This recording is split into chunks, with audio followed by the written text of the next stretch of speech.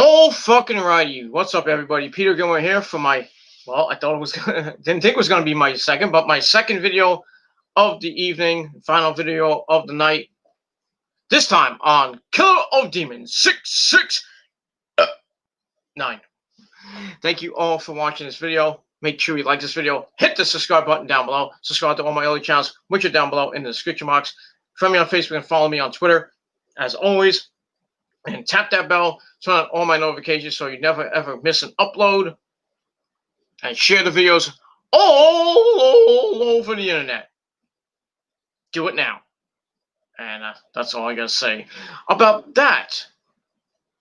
All right, on this soon to be very late Saturday, it's gonna be Friday night, August the 21st, 2020. Or if you're watching from somewhere else, August the 22nd, 2020. It is time for your late night Smackdown Live review for August the 21st, 2020. Well, not from the Performance Center. It's now from the Amway Center in Orlando, Florida. All right, Smackdown tonight, the go-home show before SummerSlam, and in a new arena, and a new era is beginning in WWE, the Thunderdome. Yes, the Thunderdome, well, had a test run last night and made its official debut tonight on SmackDown. And to be honest with you, I didn't like it that much. It was unique, with the the LED lights, the dome. It looks like a dome.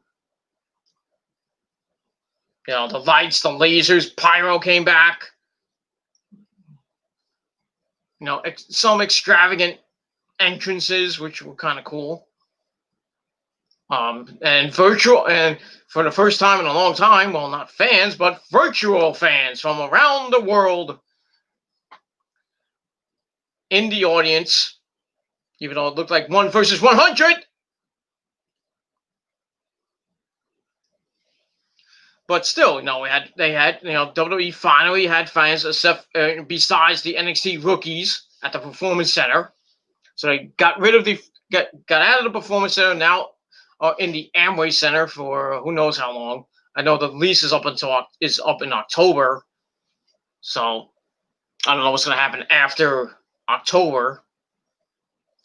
If there's supposed to be a takeover on October 4th, I don't know if it's going to be in the Amway Center, but we shall see what happens when the lease comes up. I would think that the WWE may or may not re-up, and they may go back to the Performance Center, may stay in the Amway Center, Amway Arena, whatever it's called. So who knows? But the start of a new era, the Thunderdome, begins, and like I said, it was most of the people in the audience were half asleep. I don't blame them, because this SmackDown was kind of meh. Ending was kind of cool, but that's all I gotta say about that. But it's fucking hot in here. Hold on. Sorry about that. But yeah, the Thunderdome has now debuted, and we'll see it tomorrow night for NXT Takeover, and we're gonna see it Sunday night for SummerSlam, and we're gonna see it Monday night for Monday Night Raw, and for the foreseeable future. So we'll see if the WWE can capitalize on the Thunderdome, and we'll see what happens. That's that. So tonight's episode, the debut of the Thunderdome.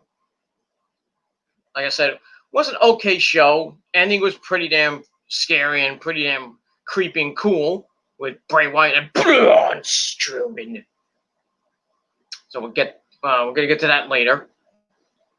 So come on in the chat, and we will talk SmackDown. We'll maybe talk some NXT, maybe talk AEW, which will be on Saturday night around 6 o'clock. I will try to do my AEW review late tomorrow night, so I'm not going to be home till about, I would say, by around 11:30. So I'll probably around 12, 1 o'clock, I'll do my AEW review. And then Sunday, probably around the time that SummerSlam goes on the air, I'll do my NXT TakeOver review. And then hopefully, if I have time, if I'm not tired, later on Sunday night, I will do my SummerSlam review on the Peter Gilmore YouTube wrestling channel. So 3 videos all day on the same channel on Sunday. So get ready for that. Actually, the Peter Gilmore channel on Saturday with the AEW review, and then 2 videos up on Sunday, the NXT TakeOver review and my SummerSlam review, if I can get it up. If not, it'll be Monday. But for some odd reason, I got 1 day of work next week. How the fuck am I going to pay bills if I'm working 1 day a week? Or just 1 day? My next paycheck's going to be really, really small. It's not going to be good. I don't know how I'm going to pay the next set of bills. I don't know. I got to talk to my new boss, see what the fuck's going on. Why am I only working 1 day? I hope that's not a trend. I need to work at least 3 to 4 days because I'm part-time, so I just can't work 1 day. You know, I need to work. I need to make money. And if I can't make money, then, you know, you might be saying goodbye to me soon. But, you know, can't pay the internet bill, can't pay the cable bill, can't pay anything else. And that's that. Oh, we got some people in the chat already. Thank you for coming in. We got Sloppy Joe, Sloppy Joe. In the chat, he said the virtual crowds weren't as bad as I thought they would be. This was the first time in a while I really enjoyed the show. It was kind of awkward to have a lifeless crowd staring into my soul, though. Yeah, the crowd. There was no crowd noise. I mean, most of the crowd was like all you saw was a crowd like this half the time, and half the time, people were sleeping. I saw one guy like nodding off. The state of the WWE, folks. WWE puts you to sleep. But, you know, the crowd was awkward. It was really awkward to see a virtual crowd. I mean, we've seen this in baseball. We've seen this with basketball, with the bubble they're doing now, and with the playoffs. The first round of playoffs are starting now. And they're continuing on tomorrow on TNT. That's why I don't know what time AEW is going to go on tomorrow. It might be 6, 6:30, 7 o'clock. I don't know. But AEW will be on tomorrow. We just don't know when tomorrow. But we'll see what happens. But, yeah, I mean, it wasn't that bad. I mean, it could have been way worse. I mean, it could have been way worse that, you know, the virtual crowd, the LED screens, you know, all could have went down. It could have been really bad. Fucking beer. I'm going to have more beer.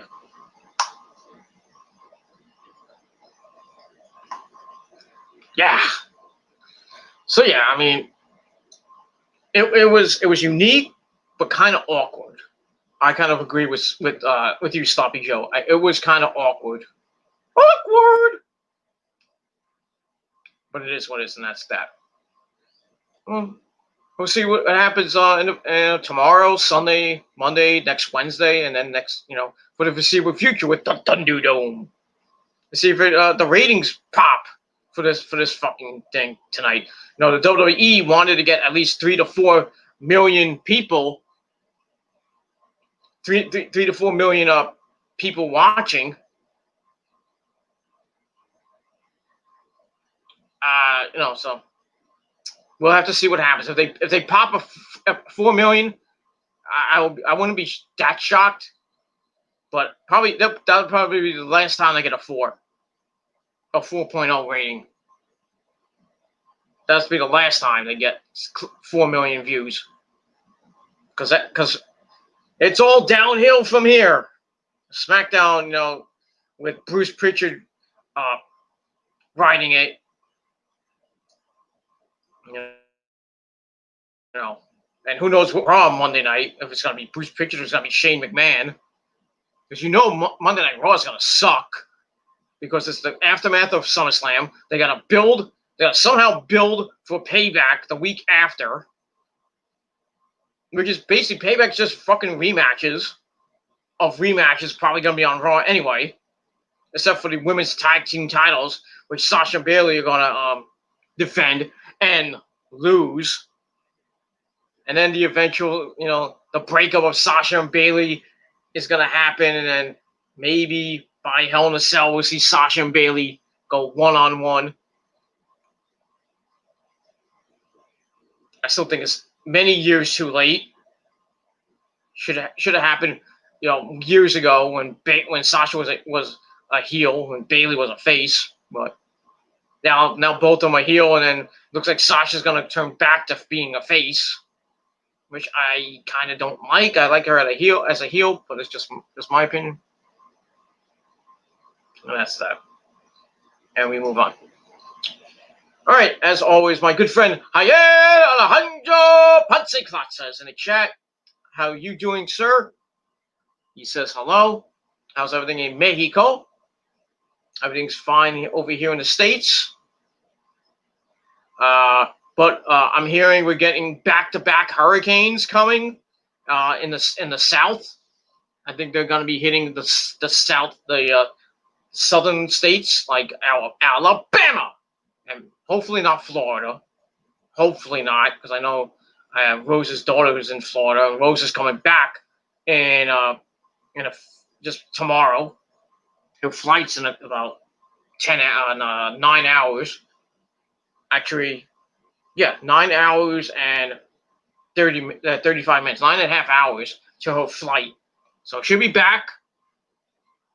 She may or may not appear on screen or chime in with her wisdom. But she's back. She'll be back. And she misses you all. And that's all I got to say about that. All right, for a moment, I thought Bray Wyatt attacked Vince with his jaw lock. I thought that's what I was thinking. When I'm gonna start the review in just a bit, but yeah, I thought that Vince was gonna get fucking choked out because the Fiend makes his way to the ring, and then he gets in. Vince just stares him down. He's trying to leave, and the Fiend moves forward. Then Vince tries to move. He moves this way, and then he moves this way. And then he's laughing at Vince. He sticks out his tongue.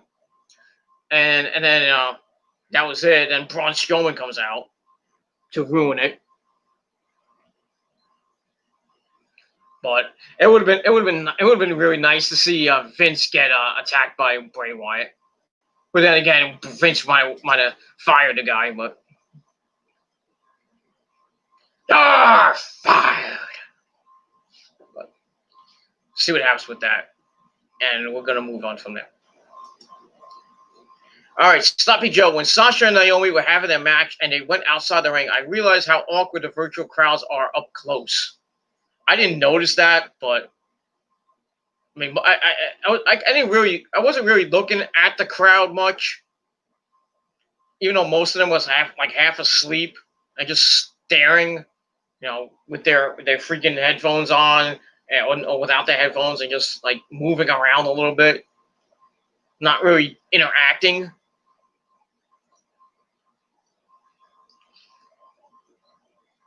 But I mean, it had that 1 versus 100 feel. If you ever watched that show, 1 versus 100 with Bob Saget, that's how the freaking virtual fan set looked. That's what I felt like I was watching. I was like, "Welcome to 1 versus 1,000." I don't know how many LED boards were in there. A couple of hundred at least. I mean, it really, WWE should have went the AEW route and had real fans in a 10% capacity or 15% capacity, what AEW might be doing. Because I think they're starting off at 10, and then if nothing goes wrong, they're going to bump it up to 15 But I think after that, we probably won't go to 20, 25, 30, 50. We're not going to see 50% capacity in any arena until maybe 2022, if at all. And that's that. Yeah, but I mean, looking at the crowd, they look dead. Look like freaking mindless zombies. And that's that. Alejandro Ponce says, so Sonya Deville versus Mandy Rose stops being a hair versus hair match to a no disqualification match. Yeah, that was surprising. I would have done a hair versus hair no disqualification match. Put two stipulations in the same match. Kind of pull the next WF out of your ass, but you know, we did it first. But yeah, now it's not hair versus hair. I assume because they don't want like them to be bald, and I mean, you know, them looking not as hot as they are. You know, and Sonya's saying she doesn't care if she's bald. You know, she will put Mandy out.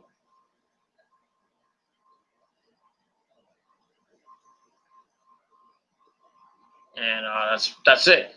But we'll see what happens on Sunday with now it's a no disqualification match. I still think Mandy's gonna win, and I don't know if it's still hair versus hair, or they actually changed it to a no disqualification match, and then you know, or no disqualification with the stipulation being hair versus hair, and the loser leaves WWE.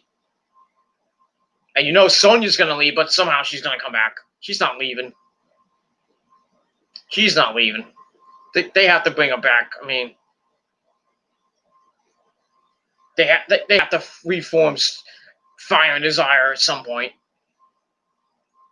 because there's no women's tag teams in WWE. So you know, Sonya will go away for maybe a couple months and then come back. Maybe at the Royal Rumble, should be a surprise entrant in the Women's Royal Rumble match. You know, and Mandy's like, oh shit.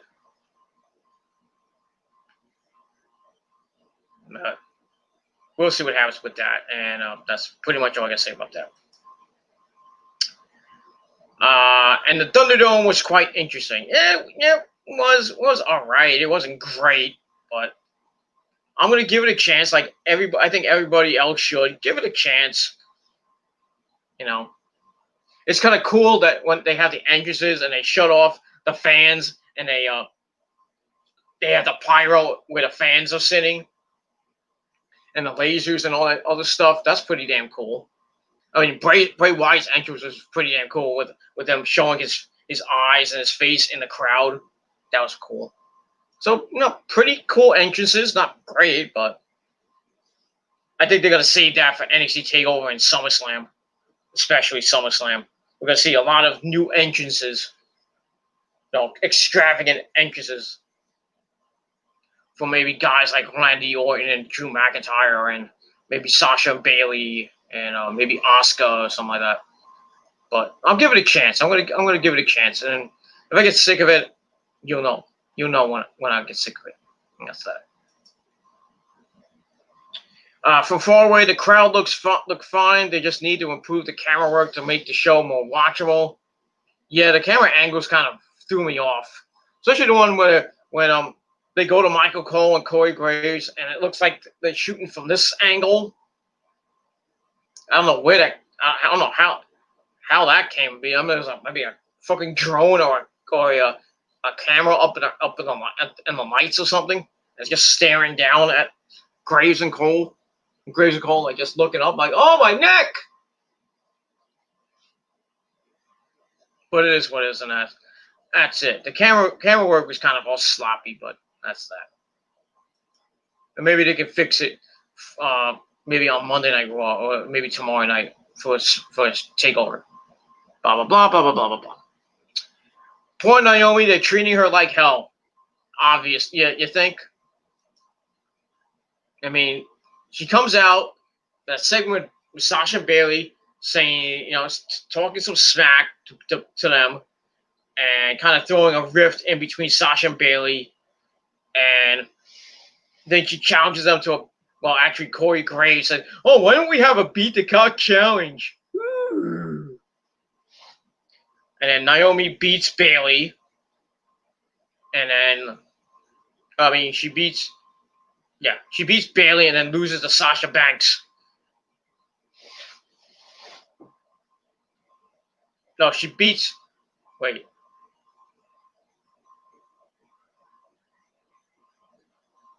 No, she beat. Yeah, she beat Bayley and then lost to Sasha Banks. That's right. I was right the first time. So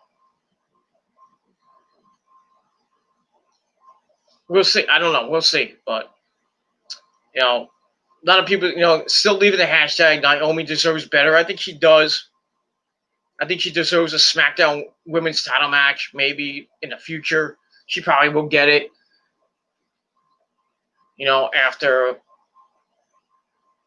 Asuka gets both belts. I heard a rumor. I don't know. Somebody wrote on Facebook that when Asuka wins both belts, and she will win both belts, that Sonya Deville is gonna come out with the Money to Bank briefcase. She's gonna steal it from Otis somehow, and then come out later on in the night. Will come on SmackDown. Like I said, this is probably not going to happen, but it might be an interesting scenario. But so she'll steal the Money to Bank briefcase from Otis, and then cash in on Asuka, win the SmackDown Women's title, and then feud with Mandy continuously. Mandy might get the SmackDown Women's title. I don't think she deserves it, but but it is what it is, and that might happen. And then on the Raw side, Asuka will start her feud with Shayna Baszler, and we all know what's going to happen with that. Shayna's going to win.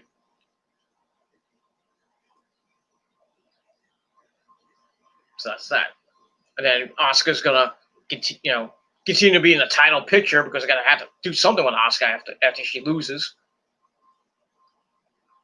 Put her in a feud with Natalya, or put her in a feud with somebody. Let her. I don't know what they're gonna do, or maybe trade her to SmackDown because it's gonna be there might be a draft coming later this year, or maybe later this year or next year. And then SmackDown could get Asuka. Raw could get Bayley, or Raw could get Sasha, and Sasha will go to Raw. Or if Sasha wins the SmackDown belt, she'll probably just stay on SmackDown. Bayley will go to Raw. But I highly doubt that, but we'll see what happens if there is a draft. But get that. Naomi should go to Raw because she's literally doing nothing on SmackDown. I think she's only there because of Jimmy Uso, so that's that. And we're gonna move on. Also, your delay is very small now. At least I'm not getting a delay this time, thank God. Fucking YouTube, fucking computer, but it is what it is. Thank you for that, Sloppy Joe. Thank you. The camera work isn't as sloppy as me, as I am literally a Sloppy Joe sandwich. Well, obviously. And I'm a YouTube sensation. But you knew that already. No, I was talking to my good, Javier last night on my NXT Takeover predictions, and I was talking about how I'm a YouTube sensation, and it's actually a fact because if you type in this moment closer live from New York City, you see probably the first video you see is in this moment closer from Sirius XM Radio from the Black Widow tour in 2015, and I was in the video briefly. You briefly see me probably around the 1 minute mark, minute and a half mark, somewhere around the minute and a half. you see me and you see Maria say, "Oh, you moving up there, Peter?" And then you see me in the cage with my mask, with my "I've been infected" sign. That's me. It's not somebody else. Not a clone. Not somebody in disguise that looking like me.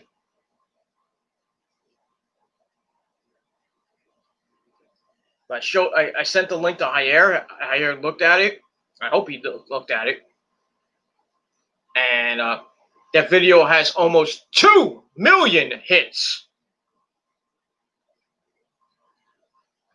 So I did something right on this fucking website. So I've had my, I am a YouTube sensation. I'm probably the only person in this, well, I'm not even part of the community, but in the so-called WC that has hit almost 2 million views on a video.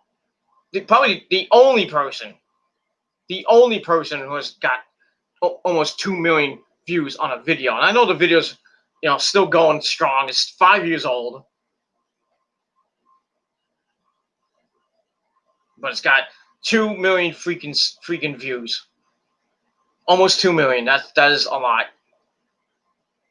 Yeah, that's all I gotta say about that. But the people in the comments saying the video sucks because Maria wasn't singing to her potential. She looked like she was losing her voice and she butchered the song. Fuck you. I mean, she had an off night. So what? I've heard her sing worse at times, doing concerts. I personally think she's great live, but way better in the studio.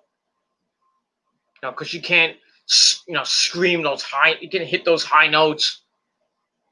When she screams, you can't scream for a long period of time. She says that when she screams, she can't lose her voice and stuff. She's getting older. She's only 42 years old, ladies and gentlemen. And a fucking goddess. She's fucking hot. And I wish she was mine. She's somebody else's now. Joe from Dead, DED. Slapping those cheeks. You fucking asshole. But I digress. Blah, blah, blah, blah, blah, blah, blah, blah, blah, blah, blah, blah. That's that. And that's it. Sloppy Joe, I am the most sexually attractive Sloppy Joe sandwich, but you knew that already.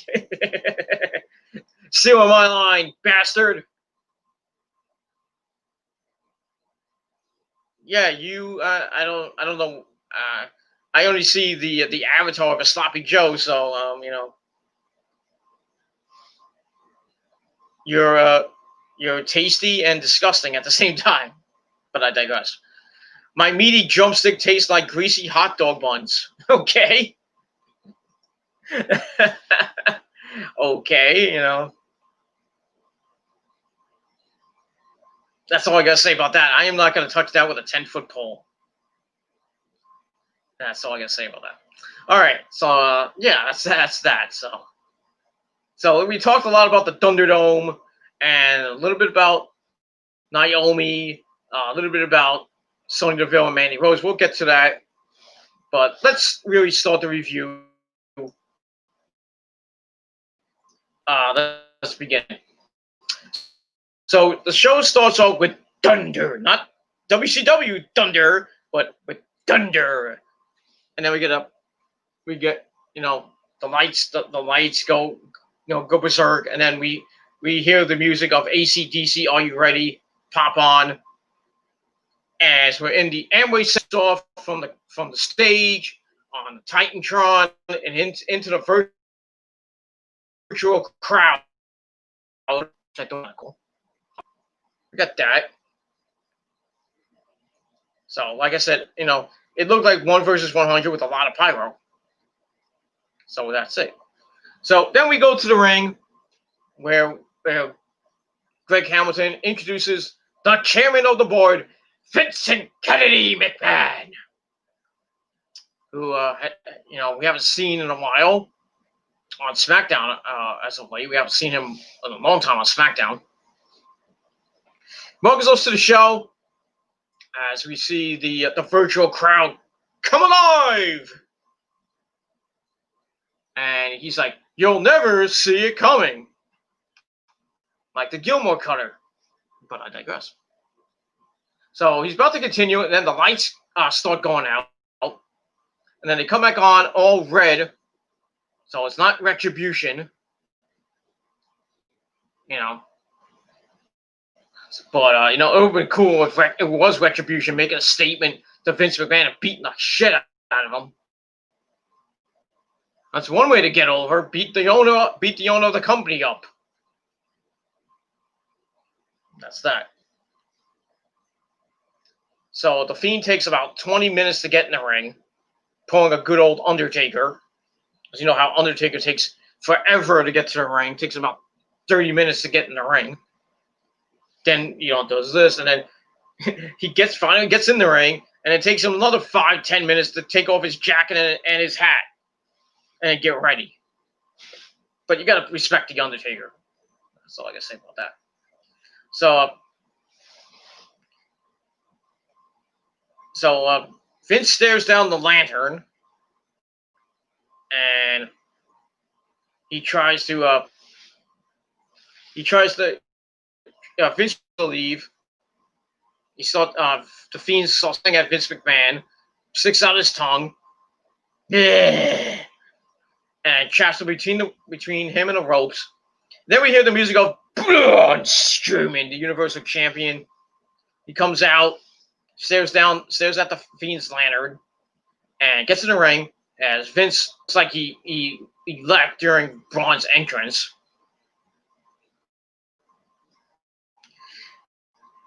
And then the lights flicker, and we see the audience come back, and Bray and Braun are face to face. Then the lights go out. They come back. They come back on. Retribution is here. We see a couple of members, and then we see more members, and more members, and more members come into the scene. Get on the apron, surround Bray and Braun Shield style. So the Fiend stares Braun down. And then Braun's like, and then the lights go out. And then they come back on. Bray Wyatt's gone, leaving Braun Strowman all alone with Retribution, who attack him all at once, beat the crap out of him. And we get something called a chaotic cam. I don't know. It's like, So Braun's getting his butt kicked. And then the entire SmackDown roster come out. Well, first comes out Big E, Chad Gable, Matt Riddle, Sheamus, Baron Corbin, John Morrison, Otis. Basically everybody. Even Dana Brooke came out for some odd reason. So the roster gets rid of Retribution, sending them out of the ring to the hills. And then we see the Miz come out. So this is after Retribution left through the crowd. So we see Braun in the ring with most of the roster. And then we see Drew Gulak helping Braun get feet. It's like, get up, Braun. Slaps him on the back. And then Braun gets his wits with him, beats the crap, and then clocks Gulak right in the face. Then he goes to Jey Uso, grabs him, and beats him up, and he just tosses him out of the ring. I mean, really tossed him out in the ring. And then Braun leaves the ring without the Universal title, and he's like, fuck, rips his shirt off, so he's kind of pissed. And that's that. So then we go to break, and we'll be back with 1 versus 1,000 after this. So, anyways, because that's what the freaking virtual fan set looked like. Fucking 1 versus 100, like I said. Looked like a fucking game show. Just with pyro. because I don't think there's been any game shows that I know of that had pyro. And that's that. So we go to break. We come back. We have most of the roster still at ringside, looking to see if Retribution back. We come back with our first match. Big E taking on Sheamus, fella.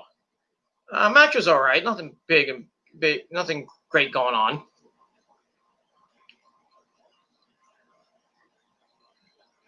So looked like a lumberjack match, but nothing really happening on the outside.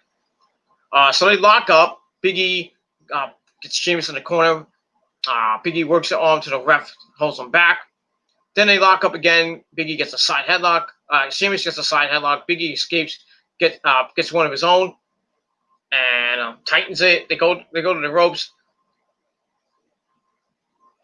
Big E tries to hit a shoulder tackle, but Sheamus stood his ground, and then Sheamus hit the clubby blows to the back of Big E. Big E sends Sheamus to the outside. He follows, shoulder tackles Sheamus into the ring steps. Then he sends Sheamus into the ring, starts clubbing the chest, rolls in to break the count. Then he starts beating up on Sheamus' chest over and over and over again, making that chest look red because he needs a tan. Big E goes to the apron, hits the big splash on the apron. And then Big E gets on the apron. Sheamus hangs him up, then pulls his arm against the ropes. Sheamus goes to the top. He dives up with a clothesline, and then he waits for Big E to get back up before doing the 10 clubby blows thing.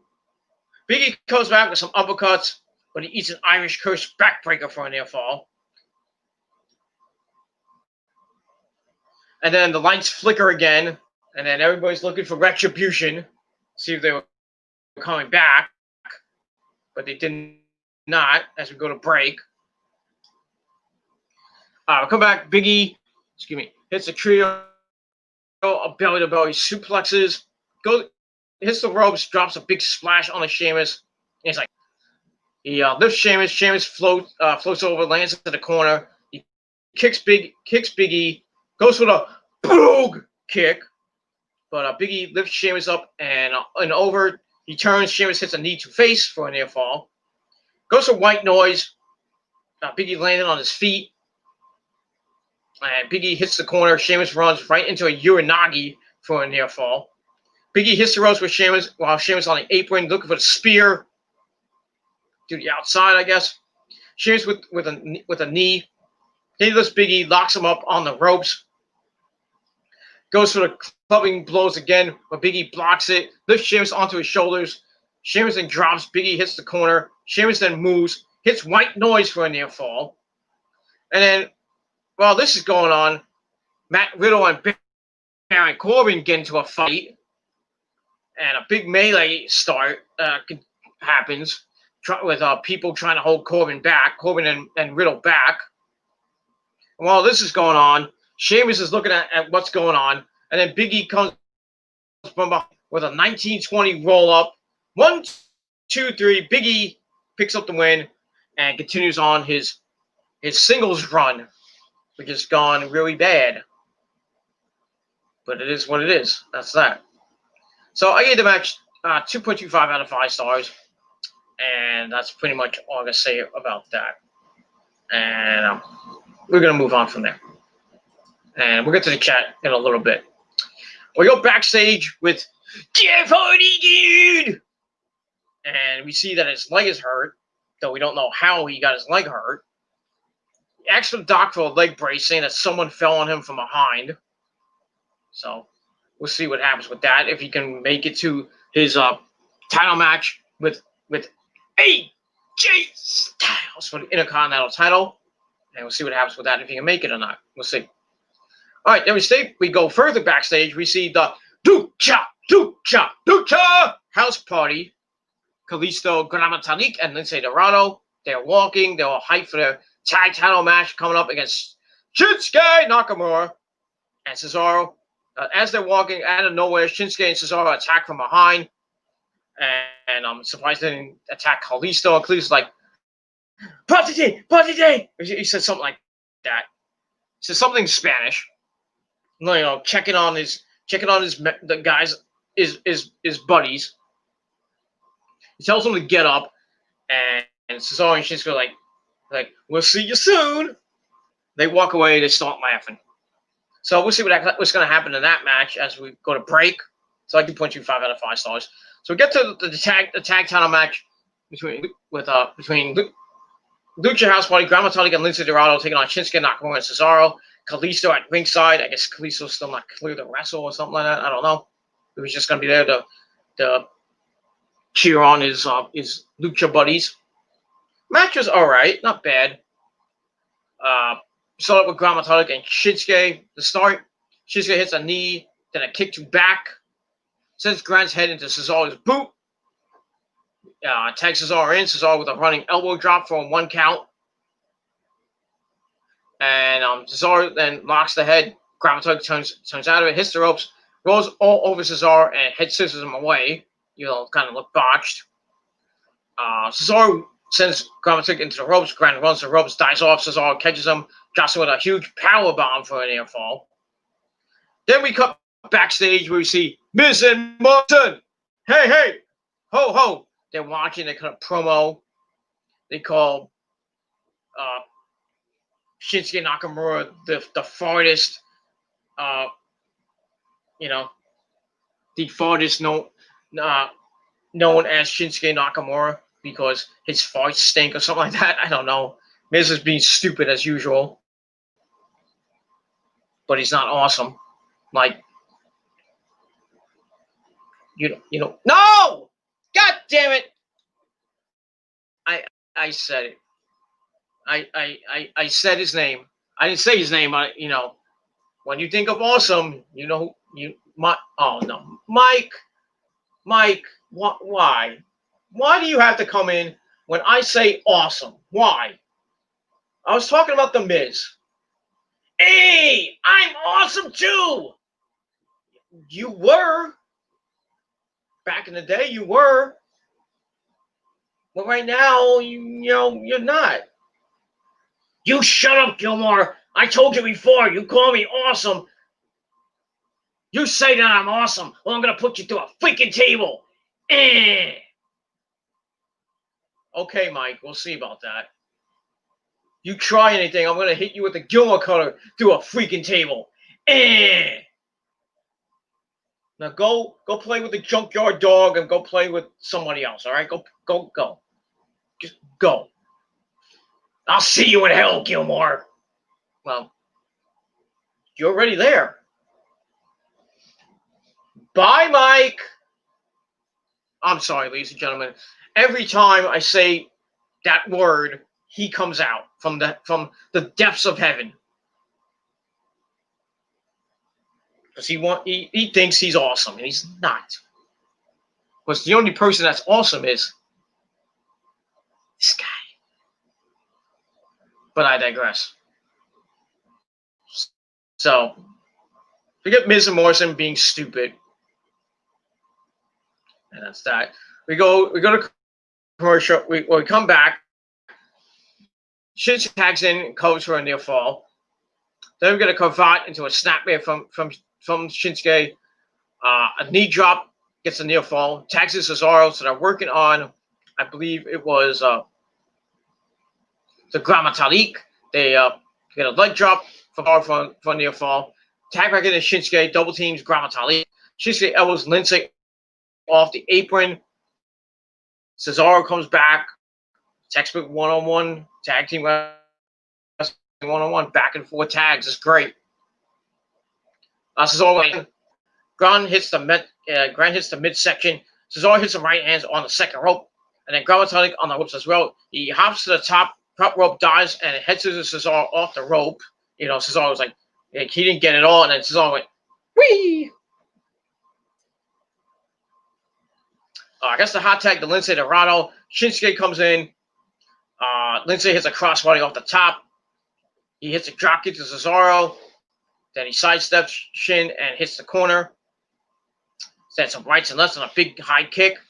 So he's a house of fire. He bounces off the ropes and out of the corner and ducks a kick and hits one of his own. Shinsuke goes to the mat. Then Lindsay hits a second rope moonsault.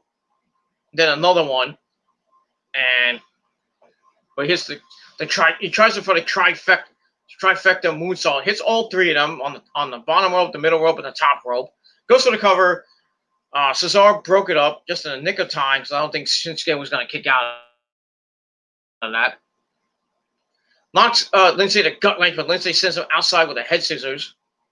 Then Gramatalik hits the ropes, and he hits his sick dive. I thought he almost died. It kind of looked botched, but it is what it is. Over the top, looking for a Hurricanrana, but botched it. Cesaro just sold it anyway. That was bad. That's going to be on Botchamania coming up in a couple of days. You got to know that's going to come up with all the stuff that's going to happen at TakeOver and SummerSlam. And maybe a little bit of what happened in that match. There was a couple botches from Gramatalik and Lindsay Dorado, but it is what it is.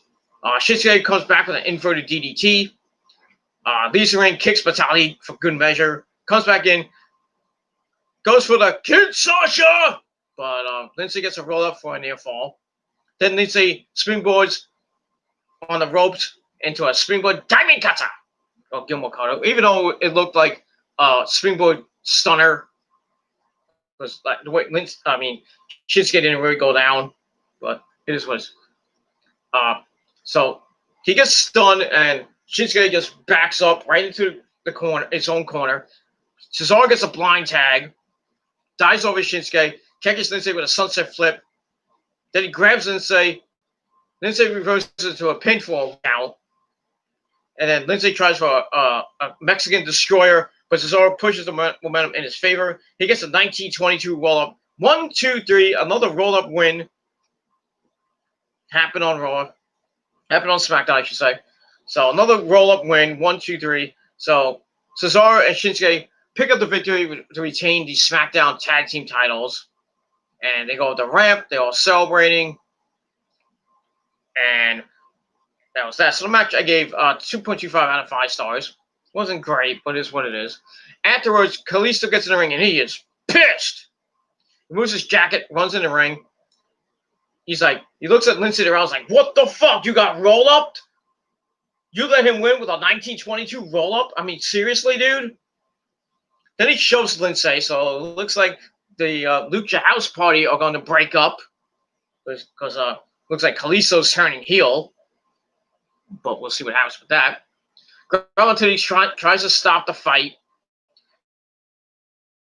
Kalisto then gets shoved on the ass.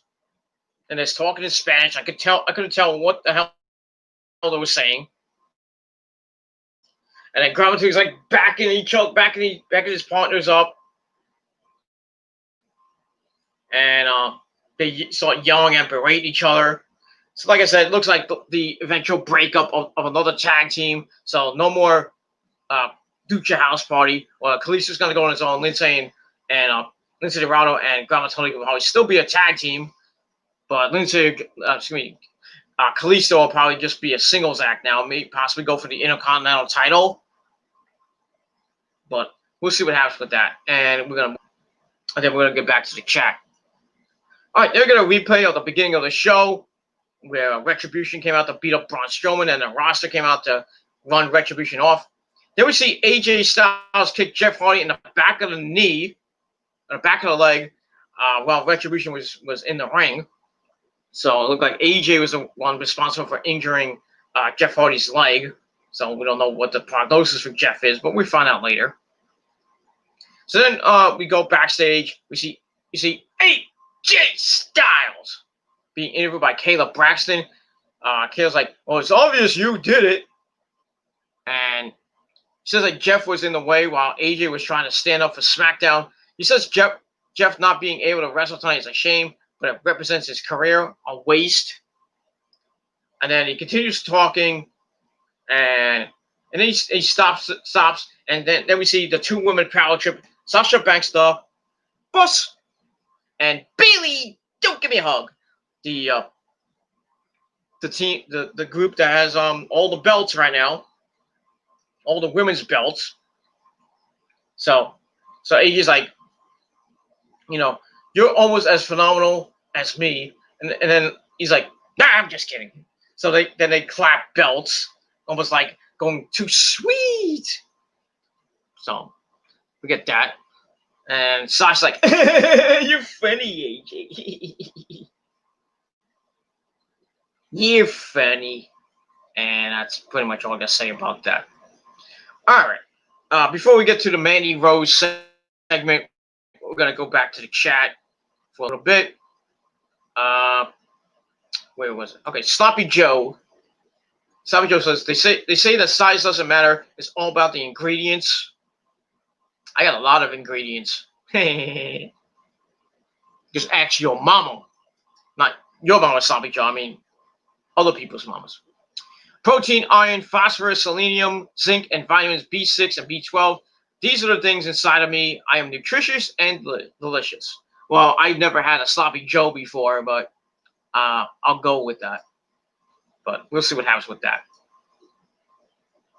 I am high in fat and I contain a lot of calories, but it's a sacrifice most women are willing to make because I'm sloppy and filling in the bed.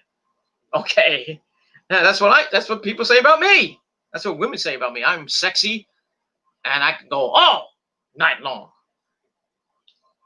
Even Rosa would say it. If she was here, she probably would say it. You know, she'll probably make some stupid remark. But it is what it is. So I'll say it for myself. I can go all night long. And get right, ladies. But I digress.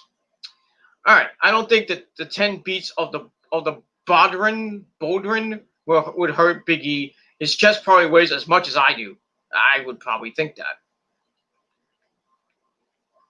I don't think I could take the 10 clubs of doom. I really don't think I could. But, you know, it is what it is. And that's pretty much it. All right. Chat room's still open for if you want to chat some more with me. And that's pretty much it. So let's get back to SmackDown. All right. We go back. We stay backstage. Actually, we stay backstage. We see Caleb Braxton interviewing Mandy, checking on her to see what's going on. He's like, what do you think with Sonya Deville and all that's going on? Mandy said it's been a rough week. Yeah, I bet. She knows how she feels, and despite all the bad and ugly, she needs to believe that there is still good in this world, and she wants to speak directly to Sonya, so she turns to the camera, looking pretty. Says they've been through a lot, and so much of the good and beautiful they've been through together for the last 5 years. She's choosing today to believe that the Sonya she knows is from 5 years ago is still out there. She doesn't know how she's feeling going into SummerSlam, but the way she's feeling, she wants to put it all behind them and get back to where they were. And she says she's going to choose to see the good in Sonya. That may or may not happen because Sonya Deville doesn't really give two shits about Mandy Rose right now. Get on here, baby. That's right. And that's it. That's all I got to say about that. My kitty, so good, just rich and creamy. Anyway, so that's that. So I give that 2.25 out of 5 stars. I gave the AJ segment 2.25 out of 5 stars as well. And the tag title match, I gave 2.25 out of 5 stars as well. You see the running theme here. And that's that. All right, then we go to the ring. We have the 2 women power trip, Sasha Banks and Bayley. Don't give me a hug. They're in the ring with Corey Graves for some odd reason. So Corey brings up SummerSlam and having Asuka taking on both of them. Not at the same time in different matches. Uses Corey Graves of stirring the pot, and Corey's like, oh, won't stir nothing. Fuck you. It's mine. Get your hands off it. You got Carmella. Fuck you. We haven't seen Carmella in so long. Wonder what she's been doing. Retribution. But we'll see what happens with that. Blah blah blah blah blah blah blah. So Bayley says they are logical. Everything they do is for a reason, and that's why they are the champions. They have all the gold. And then Corey Graves says, Bayley's doing all the heavy lifting by facing Asuka first. Kind of seems illogical. Bayley says that she was just suggesting to go first. Sasha's capable of going first as well, asking Bayley if she's trying to volunteer her again. He's like, you volunteering me to go first again? You dumb bitch. And Bayley's like, Bayley says we're all on the same page and we're good. There's no one that can touch either of them. And then out comes Naomi, the challenge that sentiment. She makes her way. She does her entrance, slides all the way down the ramp with the mic. She's like, ding dong, bitches! So she says she's got an idea. She's going to face both of them tonight. So she's like, well, who's going to go first? Sasha laughs wickedly. Then it's like, I accept. We accept. So Naomi's like, well, who's going to start? Koiga says, how about we do a beat the clock challenge to see who faces Asuka first at SummerSlam. So Corey Graves stirring the pot. It is what it is. Then Naomi wonders which one wants to go first and drop kicks both of them for no apparent reason. Okay. So I gave that 2.25. Daily match number 3. Match was starts with Sasha mounting and punching some ground and pound for a near fall. Now he pushes off the ropes and stacks Sasha up for a near fall. Excuse me. Naomi then locks in a full Nelson, drops Sasha on her beautiful, pretty ass. Then she hits the leg scissors into a pin for a 1 count. Then another pin for a 1 count. Then she continues to beat Sasha around the ring with the leg scissors for a near fall. She slaps Sasha in the back of the head. Bing!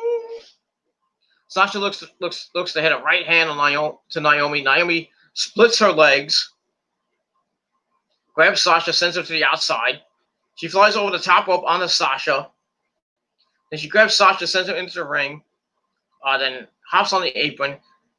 Sasha's on the other apron, pulls Naomi through the ropes, kicks her a few times, and drops the knee onto Naomi, who's like laying like weird, like really horizontally, really weird. Sasha covers for a near fall, tries again, gets another near fall. Then a little rest period. Sasha with a chin lock. Naomi hits the rope, spins, and hits a jawbreaker, and then runs to the corner, hits a high kick on the apron. Naomi goes to the top rope. She hits a crossbar, but Sasha rolled through into a pin for a near fall. But Naomi's able to stand out of it, lays Sasha on the ropes and kicks her. Then she hits a springboard roundhouse to the head for a near fall. She drags Sasha to the corner, tries for the split-legged moonsault. She rolls Naomi as she tries for the moonsault for a near fall. Then Sasha, with the go behind, gets flipped up from behind. And Sasha grabs the arm, knocks in the bank statement, and Naomi tapped out at the 3:39 mark. So it was an okay match. I gave it 2.25 out of 5 stars. So see if Bayley can beat that time. So we get the match number 4, Bayley versus Naomi. Nothing to write home about. Bayley rushes in Naomi, but the referee has to hold her back, saying like, "We didn't start yet. I didn't ring the bell." He checks on Naomi, sees she's ready. She's ready, and then the referee's like, "Ring the bell!" Like Dario Cueto says. Bayley attacks, covers for a near fall, punches ground and pound, hits a suplex, then a cover for a near fall. Starts kicking Naomi, basically beating the crap out of her. Gets a near fall on a snapmare. Hits the ropes, clothesline to cover for a near fall, trying to beat the time. Bayley misses Naomi with some right hands. She bulldogs Bayley into the turnbuckle. Ow. Then she runs to the corner, but Bayley comes out hard with a clothesline for a near fall. Bayley hits the ropes, goes for a knee. Naomi sends her to the side ropes. Then she hits the rear view right in the face of Bayley, and that kind of hurt. Right in the ass for an ass right in their face. Not in a good way. So Naomi hits the rear view. 1, 2, 3. Naomi picks up the win. So it's gonna be Asuka will start off with Bayley for the SmackDown Women's Title, like we all knew it was gonna happen, and then she will face Sasha Banks for the Raw Women's Title. And like I said, she will win both belts, and Sasha Banks will be planting the seeds for the eventual. And Sasha will be like, you started this, and I'll have a big, humongous brawl. Probably the night after, the night after Payback, not this Monday night, next Monday night, August 31st edition of Raw, and then we'll start the eventual lead up to their feud, the breakup, and then the feud, which will probably culminate at Hell in a Cell. I don't think it'll be in Hell in a Cell, but you can't really do a feud. You know, you have to build up a feud over a long period of time before you try Hell in a Cell.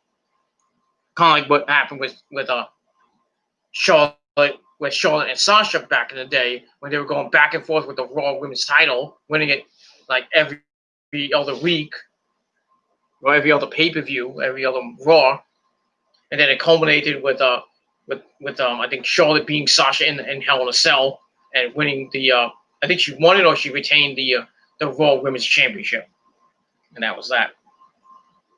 So Naomi beats the champion. I think she has Naomi's number, I think, and sadly she's not going to get a SmackDown Women's Title match against Bayley because Bayley's held the belt for 315 days, and it's going to end on Sunday at 318 days. So no 1-year reign for you, Bayley. Sorry. And that's pretty much all I got to say about that. And we're going to move on from there. So Sasha's smiling after this, like, hey, you lost. You lost. As she checks on Bayley. Then we hear the music of Asuka. Nobody is ready for Asuka except my dick. But you knew that already. So she starts yelling at Bayley, starts laughing in Japanese. And she's like, Empress is here! Blah, blah, blah. And then she's like, I'll be the Empress of both belts or something like that. So Sasha gets pissed off, runs up the rank to attack her. Asuka kicks her right in the mush, right in the head. Then she rushes down into the ring, beat Bayley up a little bit, kicks Bayley out of the ring. Bayley runs out of the ring, grabs her titles, and leaves. And that's that. So, a little bit of storyline progression with the Asuka situation. A rift may be forming with Sasha and Bayley. And like I said, they'll lose the belts and the rift will get bigger and big. Not Aaron rift, but a rift will form between Sasha and Bayley. They'll go, right next, this Monday night on Raw, you'll see the start of it. They'll come out and say, they'll argue with each other, and Bayley's like, look, we still have the women's tag team belts. Let's focus on that. But then at Payback, they're gonna lose the women's titles. So I have no idea who. I'm thinking maybe the Iconics or a new tag team. But we'll see what happens with that. And then that's pretty much all I got to say about that. So I gave the Sasha Bayley Asuka segment 2.5 out of 5 stars. So it was pretty good. And we'll see what happens this Sunday between all 3 ladies for the Raw and SmackDown women's title to see if Bayley can retain and continue on in her almost 1-year reign. And see if Sasha can retain her title and her almost getting close to a month reign as Raw Women's Champion. But we'll see what happens with that. Then we move on about that. All right, back to the chat we go. Got my good buddy Little Fettuccine 69. He says, what will be the best match of Saturday night? On TakeOver? I would think the North American title match. I think that's going to be the best match of the night. Because look who you got. I mean, you got Damian Priest, a freaking beast. Bronson Reed, who's in his first ladder match. Cameron Grimes, who's been in lots of ladder matches. If you watch PWG. So he's a high flyer who could do a lot of crazy spots off the ladder. The Velveteen Dream, I mean, was, I believe, in the first North American title match, when the North American title got introduced, and then Adam Cole won it when it was with Ricochet and Velveteen Dream, and I forget the other two guys who were in it. But Velveteen Dream knows a thing or two about ladders. I don't think he's gonna win, but we'll see. And then you got Johnny Gargano, who's known to swing a ladder or two, if with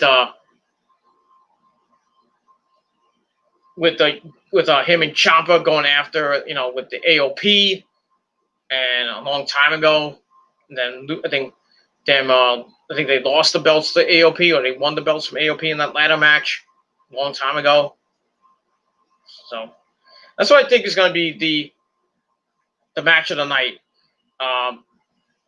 The North American title match. I think that's going to steal the show.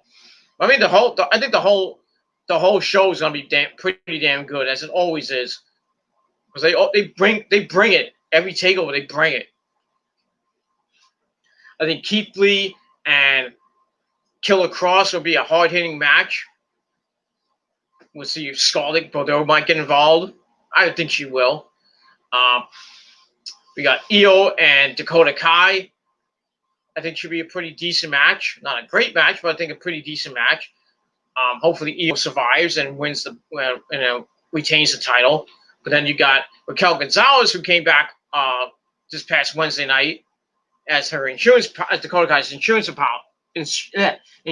policy. So who knows?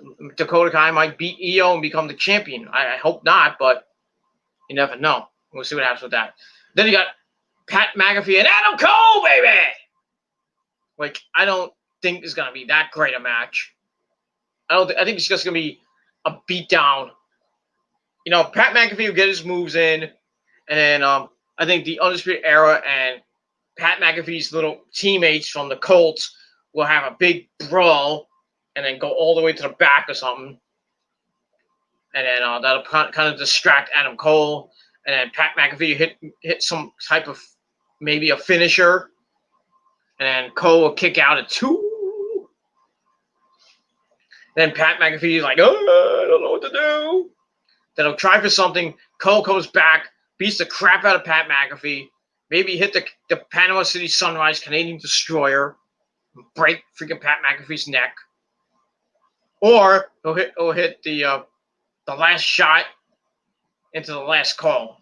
Or the last shot. That's his finisher, I should say. He'll hit collateral damage, the suplex onto the knee and everything. And then he'll hit a super. He'll probably line up for a super kick, hit a super kick, then line him up for the last shot. Boom. And Adam Cole will win in a pretty okay match. Not a great match. I'd probably give it like a 2.5, maybe a 3. But we'll see what happens with that, and we'll move on from there. What about AEW? I don't really know the card for AEW besides Cody and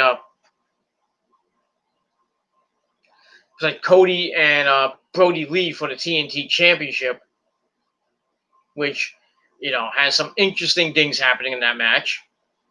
A certain guy with a spider. I think you would know if you know your history. Spider. Don't touch it. No. But something happens in that match. I'm not going to go into it. I already saw the spoilers. And kind of shocking to see what happens at the end with that. I'm not going to say what happened because I don't want people to get all pissed off. But the spoilers have been out. If you haven't read them, well, too bad for you. go watch it live and see what happens. I know AEW's tape so this week, so and probably next week as well. The show will be on Thursday night. So I think that would probably be the best match of the night for AEW. I mean, I don't know what else is on the show. I think the Women's Cup Finals is going to happen on the program. We got the Nightmare Sisters,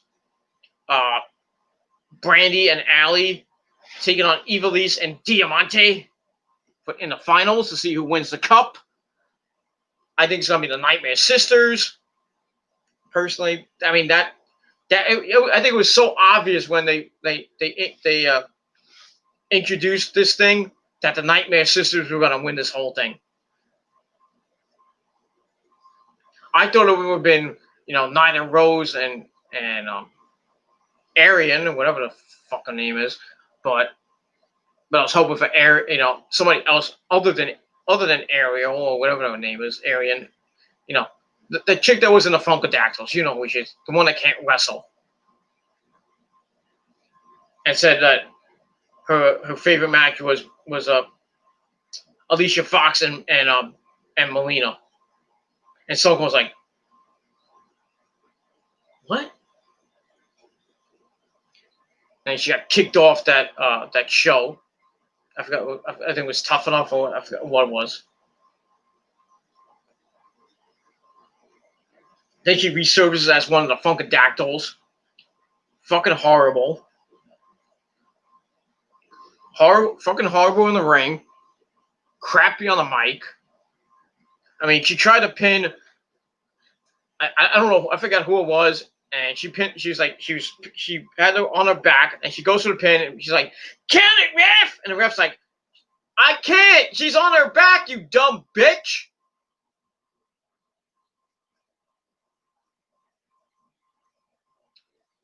But yeah, but I think that the best match of the night for AEW tomorrow night is going to be the TNT Championship match between Cody and Brody. Cody and Brody. That rhymes. But that's it. And that's pretty much all I got to say about that. So tomorrow night should be an interesting show for AEW. I don't know what the ratings are going to be for it.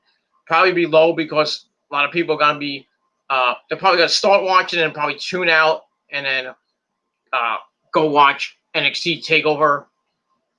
Or they'll be watching the NBA playoffs. I mean, the ratings for AEW probably won't even hit maybe 600,000. I'll be shocked that they hit maybe 750, close to 800. They're not going to hit 835 or 838, whatever NXT got in the ratings this week. So NXT will pick up the win. They were unopposed, so it really doesn't count.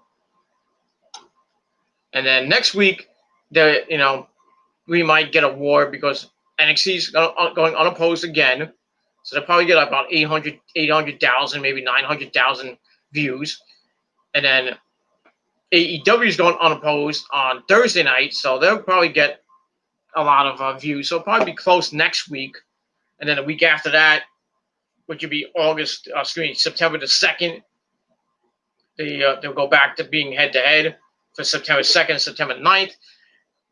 And then September 16th, AEW will be preempted due to the fucking playoffs again, the basketball playoffs. So it'll be on September 17th at 8 p.m. So we'll get the rating for NXT on Thursday. Then we'll get the rating for AEW on Friday. See who won. And then after that, I don't think there's going to be any preemptions through the rest of the year. Because basketball will be over. And then reemerge probably in like late November or December, maybe, with hockey coming back in December. Because they're starting the second round of the Stanley Cup playoffs right now. If you're from New York and you like the Islanders, they're in the second round. They're gonna face Boston. So they beat the Caps 4-1. They beat them in 5 games to eliminate the Capitals. So I thought might have been going to the finals, but So the Islanders are going to face Boston, and we'll see who faces. I think it's Montreal and Philadelphia still going on to see who goes to the next round. And that's pretty much all I got to say about that. And we'll move on from there. And that's it for now. So the chat room's still open. Come in the chat. You still got time to leave me some questions and comments and stuff like that. And we move on from there. All right, so we saw Sasha and Bayley fight Naomi, and in a beat the clock challenge.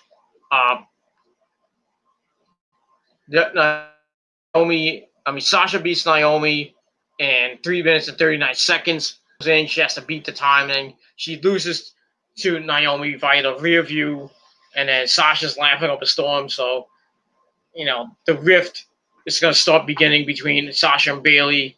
Sasha's kind of chuckling. It's like, you're going to lose. And then eventually the breakup, and then the seeds will be planted for their match, their one-on-one match that should have happened a long time ago, but it is what it is. And we'll see what happens with that. And we move on from there. And then that's that. And then after that, Asuka comes out, talks some smack in Japanese and a little bit of English. And then Asuka beats up Sasha and then lays out Bayley. And Bayley then grabs the belts and leaves. And that's that. So I give this matches 2.25 out of 5 stars. And the aftermath 2.25 out of 5 stars. And that's pretty much all I can say about that. All right, then we go backstage. We see Jeff Hardy, and Jeff talks about being a one-legged man, blah blah blah. And then the trainer's like, I don't know if you can take the torch on your leg, but I'll see if I can clear you.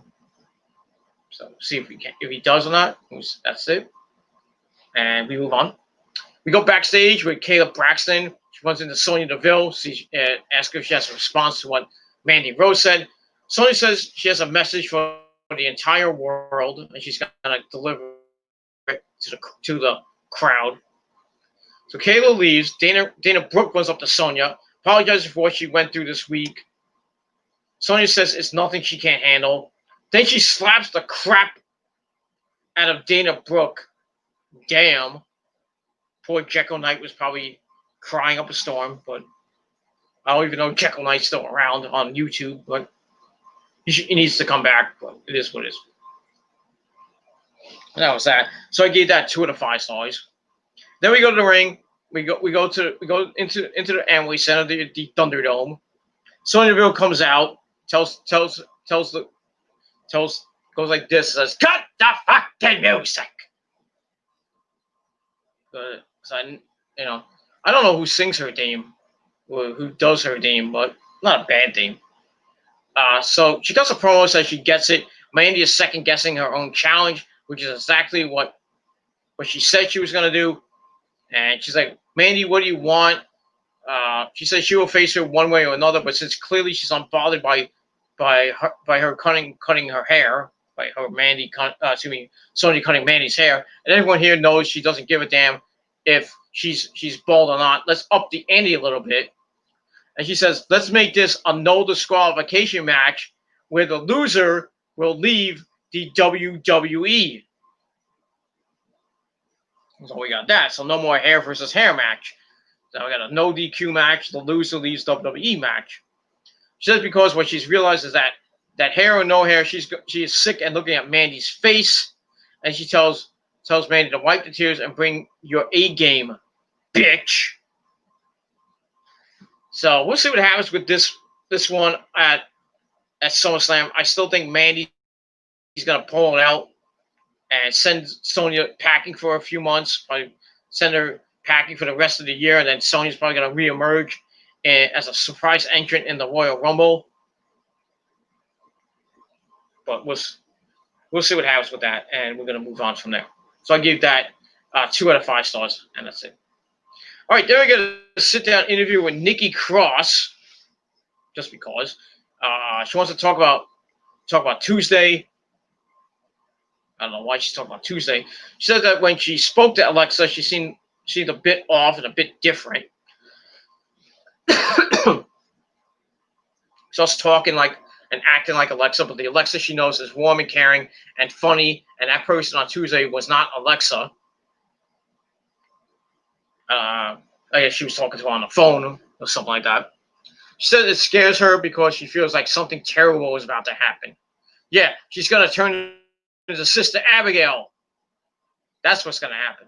So we'll see. We shall see what happens with all that. And I gave that segment 2 out of 5 stars. And we will move on from there. All right, then we see a iPhone promo from Daniel Bryan. Yes! Who does a promo about us seeing AJ show what kind of champion he is. And Bryan hopes that by the end of WWE's first night in the Thunderdome, Jeff Hardy can give us the IC champ that we truly deserve. So we'll see what happens with that. So I give that 2.5 out of 5 stars. And then we get to, I believe this was the main event. Jeff Hardy versus AJ for the Intercontinental title. Match wasn't that bad. Not a bad match. It's also with Jeff attacking AJ against the ropes. Hits a back body drop to AJ. AJ comes back with a shoulder in the corner. Then Jeff Hardy hits a kick to the chin. Hops up the second rope. AJ clips the leg. So talking in that leg. Stomps the leg in the corner. Grabs Jeff. Whips him with Jeff. Can't even put weight on his leg. And he just crumbles to the mat. Tries to stand up and fight, but falls back down. And then AJ continues on the knee. Jeff hits some right hands to the midsection, but AJ comes off the ropes. Jeff sends him flying over the top rope. AJ hurts his ankle on the apron. Ooh. So Hardy's hurt, and freaking AJ's hurt now. Great. That's great for your Intercontinental title division. Jeff tries to do a drop kick through the ropes, but AJ sends his knee into him on the apron. As we go to break, we come back. AJ has a submission on the ankle, kind of like an ankle lock. Jeff kicks him away. He's able to hit an inverted atomic drop. Then a leg drop to the balls. So he's playing the hits. Here's a drop kick, cover for a near fall. Then he hits another move, another cover. AJ kicks out at 2. Then Jeff goes for a kick and then a twist of fate, but AJ drops and hits a kick to the head. Jeff gets up, he drops AJ, goes to the top rope, looking for look like the Whisper in the ring, but he lost his footing and he topples to the ground. AJ goes to the apron, looks for the phenomenal form, but Hardy punches him in midair. AJ kicks the back of the knee, slowing Jeff down, goes Jeff into the calf crusher, pulls back on the leg, Jeff screaming like a bitch, but somehow he's crawling to the ropes, reaches the bottom rope, and then that breaks the hold. AJ gets locked on the. I can't even talk. He turns and kicks the shin. He looks to hit the Star Slash. Jeff knees AJ in the head with a knee brace, and it looked like AJ got a busted lip or something because when I'll get to that in a minute. Jeff hits the twist of fate. Then he crawls towards the corner, gets on the top rope, hits the Swanton Bomb. 1, 2, 3. We have a new Intercontinental Champion and Jeff Hardy for the 5th time in his career. I thought that Jeff would have won it a little bit later, but they went with it, and then AJ held the belt for a little over a month and change. So AJ was a transitional champion. And maybe now getting thrust into the Universal title picture after this. But we'll see what happens with that. So Jeff Hardy wins. Match he gave 2.5 out of 5 stars. Afterwards, Kayla gets in the ring, does an interview with Jeff. He says, how do you feel? Blah, blah, blah. And talks about being the Intercontinental Champion once again. Jeff says, a year ago he was in a dark place and life will always be a challenge. And he stands here with hope. And he hopes that things will get better. And then he was getting cut off by his music playing. The sound guy botched, but it is what it is. So congratulations to Jeff, and we'll see what's going to happen with him, who his first opponent might be, and his first opponent will probably be at Payback, and it'll probably be a rematch with AJ Styles. But we'll see what happens with that. And then we move on. So I gave the interview 2.25 out of 5 stars. All right, there we go. Backstage, we see AJ Styles yelling at Joseph Park. Caleb Braxton was up to him. AJ screams that Jeff cheated. Hit him with the knee brace. It's the only reason why he won. Then he starts yelling some more at Joseph Park, and he says he paid him good money and a stupid tie to basically do his bidding, and just being a statistician and all that shit. The stats didn't work, AJ.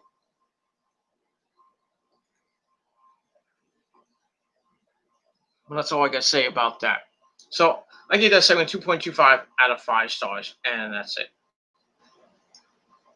All right, then we go to the Firefly Funhouse, another edition of the Firefly Funhouse with our host, Bray Wyatt. He comes in, yowie, wowie! And he's like, come here, closer. He's like, I want to tell you something. I love you.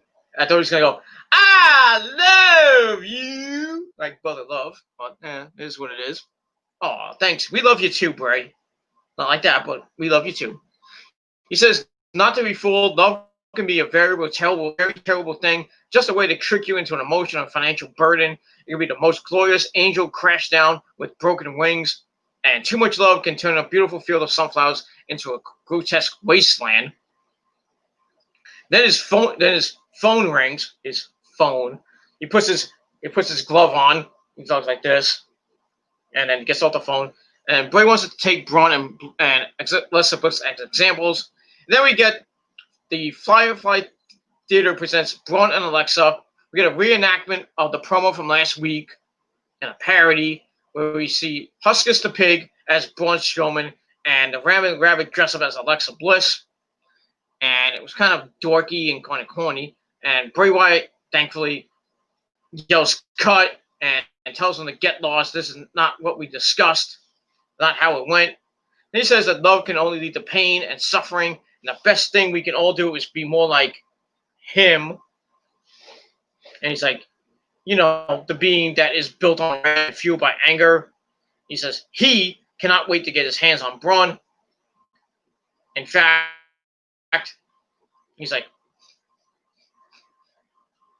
thinking like he farted or something. Then he's like, well, what took you so long? Then we see Braun Strowman come in, just beat the crap out of Bray. Then he grabs him by the legs, like, I'm not done with you yet. He drags Bray by his feet as we go to commercial. And then we come back, and stupid Michael Cole's like, oh, we got a backstage brawl. We got a good camera out there. And then we got that. I don't know for what apparent reason.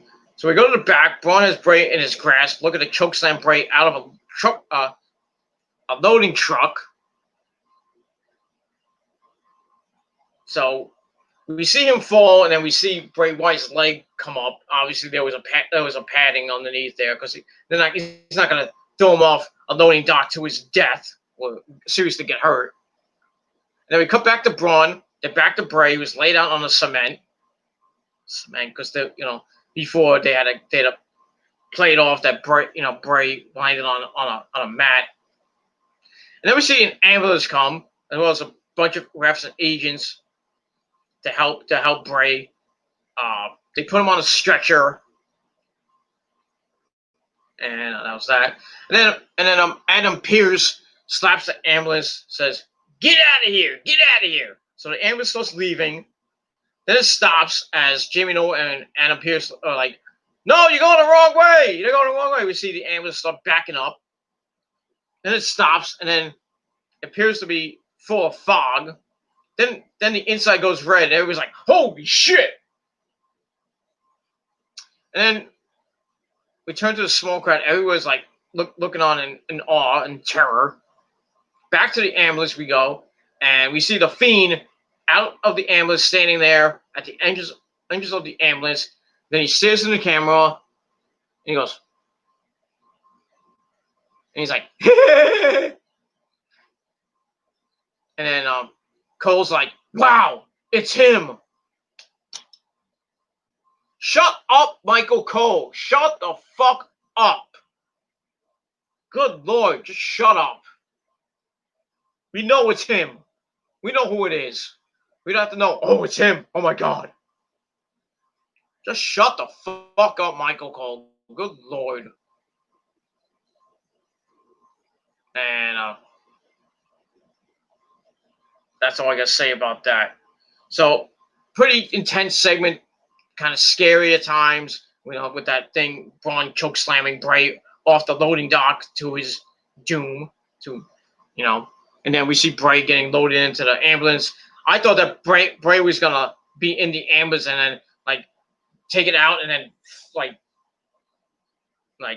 then get out of the ambulance and lift the ambulance like he did when he was feuding with Roman. He picked up the ambulance and laid it down on its side, and Roman looked like chopped liver, but it's what it is. So I thought that Braun was gonna do something like that, like lift up pick up the ambulance and put it on its side with Bray in it, and then Bray might have just popped out of the fucking ambulance after that. But as we saw, the ambulance goes, then comes back, fogs up, red light. Everybody's scared. Bray Wyatt, the Fiend pops out and then sticks out his tongue and starts laughing at us. So that was a pretty intense segment. I gave it 3.5 out of 5 stars. And that is it for Smackdown Live. And it was a pretty decent show, not great. So I gave it a standard 6 out of 10 stars. A lot of people are going to give it 6.5 or 10. But my opinion matters the most. And that's all I got to say about that. So that is it for my my video. I got one more comment in the chat. Darth Gator ZXL Stabler says, "What's up, man? Hey, what's up? How's it going?" My friend from Florida. I know who you are. You came in the chat a couple of times. What's up? How you doing? Thanks for dropping by. That's pretty much all I gotta say about that. So that's the chat. That ends the video. So thank you all for watching. 6 out of 10 stars for SmackDown in the Thunderdome. Wasn't great. The Thunderdome is not that great. Most of the fans were like half dead. But it was unique. It was new. It was fresh. And we'll see if they can pop a 4 million rating. They could get 4 million viewership. I doubt that, but I think there'll probably be 3, maybe the 3.8, maybe 3.9, which will tie them with what they got when they first debuted on Fox, with The Rock being on. So I think it will get close, but I don't think it'll hit 4 million. I'll be shocked if it goes over 4 million, but we'll see what happens tomorrow when the ratings come out for SmackDown. And that's that. So that's it. So SmackDown was all right, and go home show, and we'll see what happens this Sunday night at SummerSlam.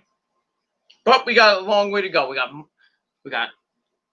a long weekend to go. We got AEW tomorrow. We got Cody versus Brody Lee for the TNT Championship. We got the Nightmare Sisters, Brandy and Allie taking on Ivelisse and Diamante in the finals of the Women's Cup. We'll see what happens with that. Who wins the cup? What is going to happen with them? Maybe they'll bring up women's tag team titles. I don't know. Then we got that. So we don't know when exactly AEW is gonna be on. It could be on at 6. Could be on at 6:15, 6:30, depending on when the basketball game ends, which could go into overtime and go to double overtime, triple overtime, quadruple overtime, quintuple overtime, 6 overtime. Who knows? Hopefully it ends quick, and we can watch it at 6 p.m. tomorrow night as we start leading up to NXT TakeOver, which will be going head-to-head with the second hour of AEW. So A lot of back and forth going on. We'll see what the rating for AEW will be on Sunday.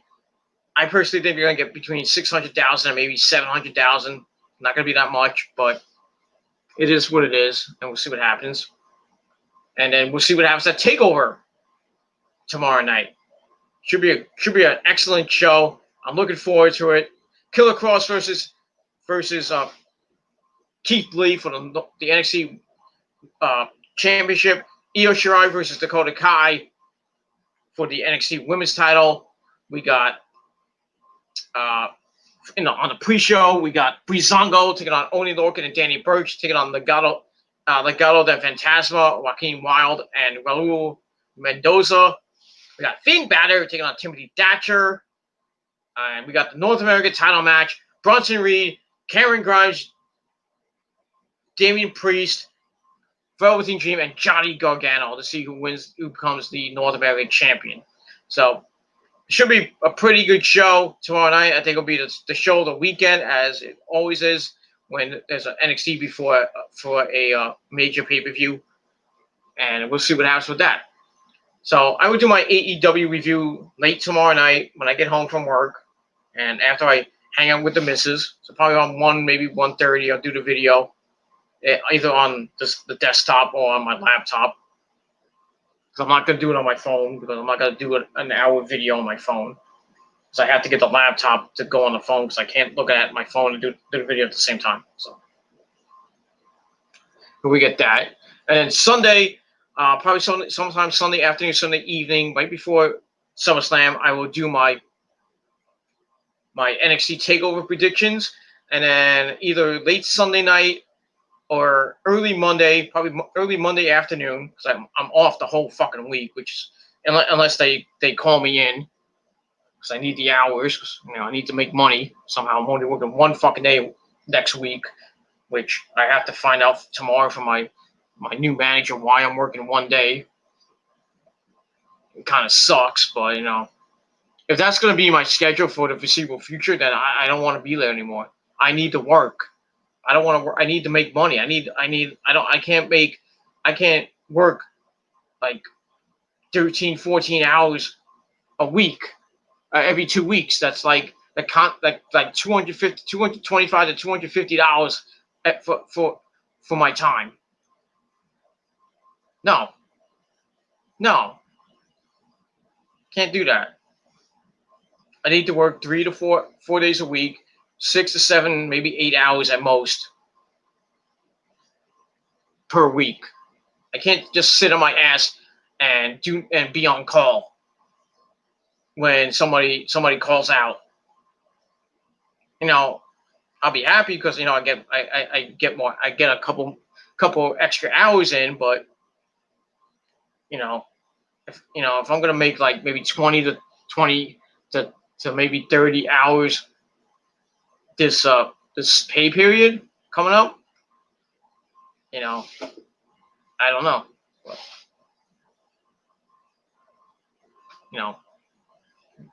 the struggle begins again. I can't win. Every time I think things are going right, something just fucks it up. I can't win. And I'm making the money you wish you had, but now it's a struggle because we got new people coming in. We got a new manager.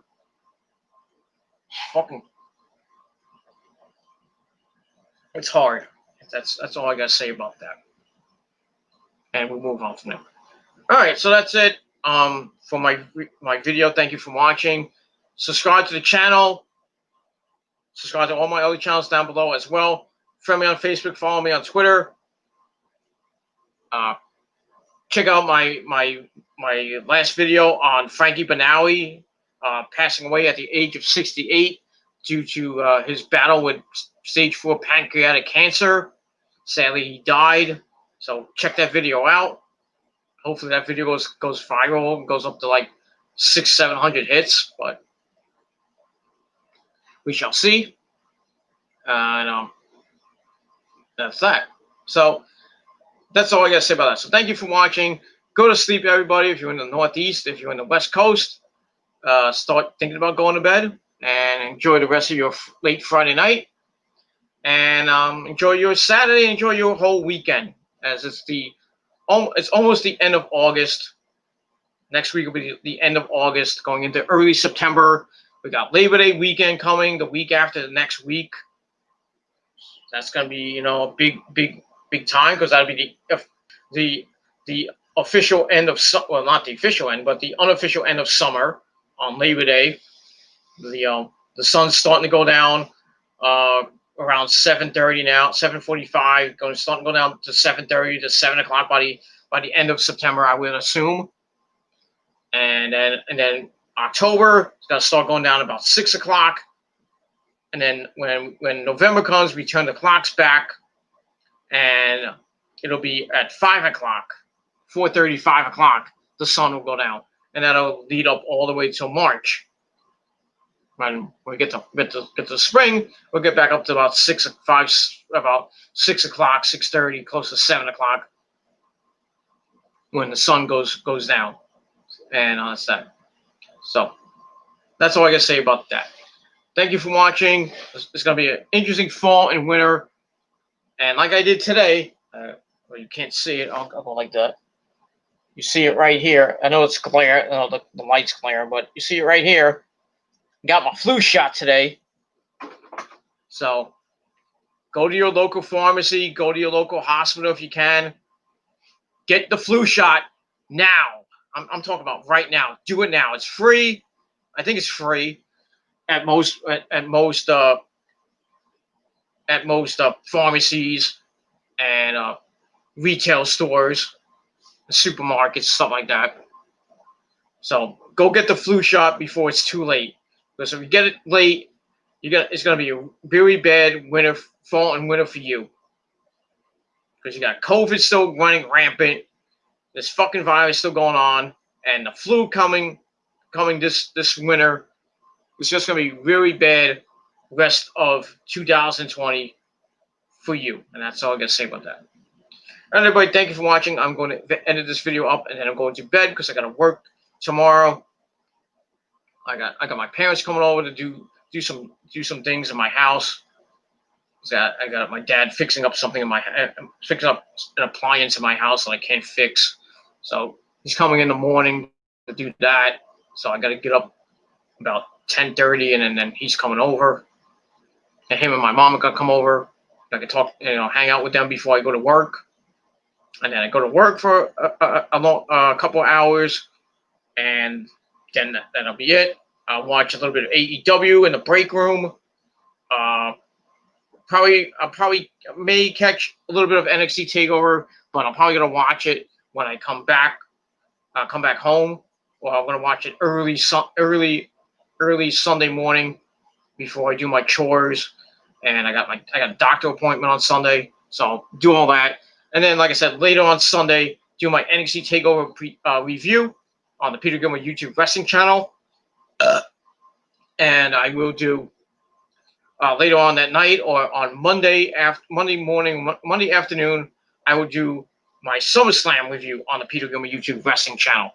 So check it out, those videos out. Come in the chat, have a little fun, and that's all I got to say about that. So thank you for watching this video. Go to sleep, everybody. Have a great rest of your late Friday night, an even better Saturday, and an even better weekend. Be safe, everybody. Tell the virus to fuck itself. And that's all I got to say about that. Be safe, everybody. I'll see you guys tomorrow. I'm out. Peace, bitches.